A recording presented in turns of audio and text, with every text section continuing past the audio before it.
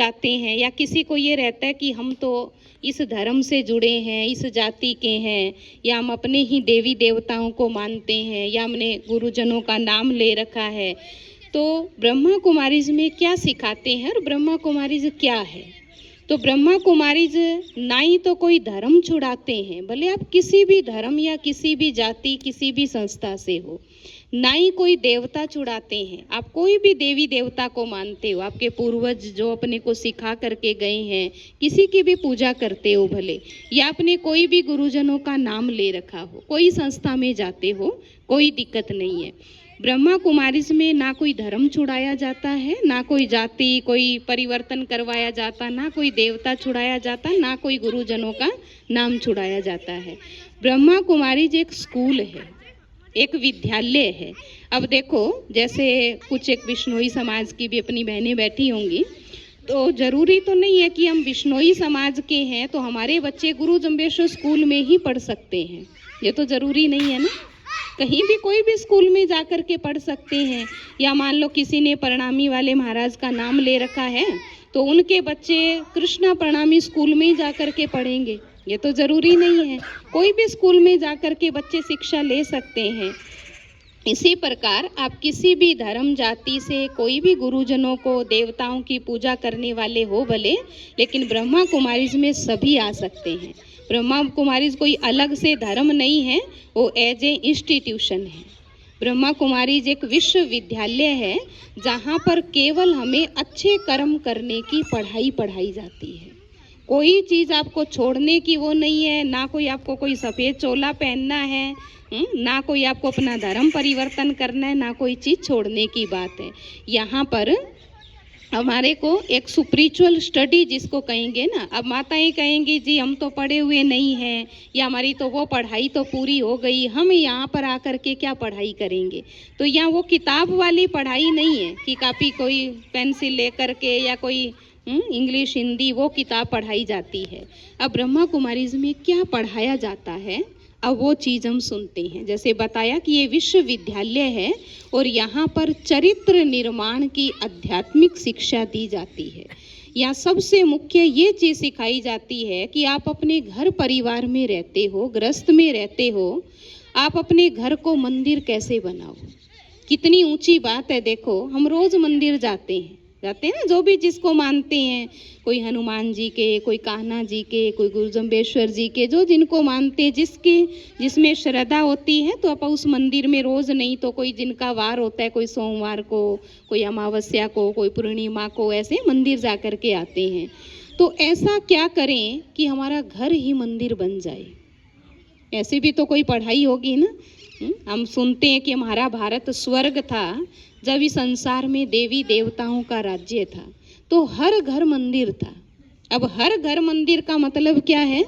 ये नहीं है कि वहाँ पर सारा दिन कोई पूजा आरती चलती है। घर का मंदिर होने का वास्तव में अर्थ क्या है? जिस घर में शांति हो, जिस घर में सबके विचार शुद्ध हो, जिस घर में आपस में प्रेम हो, जिस घर में हर व्यक्ति के मन में भगवान के प्रति श्रद्धा हो, भले किसी को भी मानते हैं, जहाँ विचारों की शुद्धि है, व्यवहार की शुद्धि है, अपना आचरण शुद्ध है, वो घर मंदिर समान है। तो वो चीज़ यहाँ ब्रह्मा कुमारीज में सिखाई जाती है कि आप भगवान को याद करके और अपने परिवार का माहौल कैसे सुधारो। फिर देखो माताओं बहनों को एक चीज़ ये भी आती है कि मेरे अकेली के जाने से क्या घर मंदिर बन जाएगा। ये भी रहता है ना, मैं एक सुधर जाऊंगी तो क्या, और घर वाले तो मानते ही नहीं है। अब आपने देखा होगा जब आप पूजा करते हैं, अगरबत्ती जलाते हैं ना सभी माताएं, कितनी को होती है अगरबत्ती? कितनी को होती है? बिल्कुल ऐसे सींख कितनी पतली होती है और छोटी सी इतनी होती है ना। आप एक अगरबत्ती को कूड़े के ढेर पे लगा दो, क्या करेगी वो? खुशबू फैलाएगी।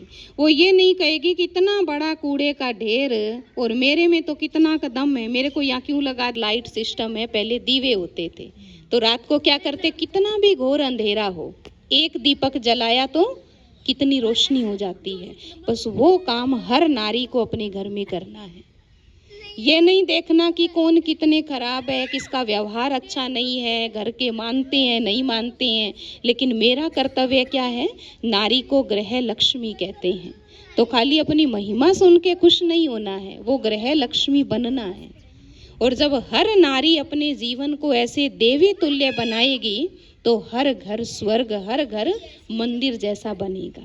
और उसके लिए घर मंदिर बने, उसके लिए परमात्मा ने ये पढ़ाया हमें पाठ कि सबसे पहले अपना खुद का जीवन परिवर्तन करना है, वरना मुझे देव तुल्य बनना है। मंदिर में क्या होता है, कोई भी देवता की मूर्ति होती है, आप खाली मंदिर बना के रख दिया, बहुत भव्य आलीशान मंदिर बना दिया और मूर्ति स्थापित की ना हो तो जाता है कोई पूजा करने, उसमें क्या कहेंगे, अभी तो निर्वाणाधीन है ये, बना नहीं है। और थोड़ा भी बन गया और मूर्ति स्थापना हो गई, उसी दिन से उस मंदिर में पूजा शुरू हो जाती है।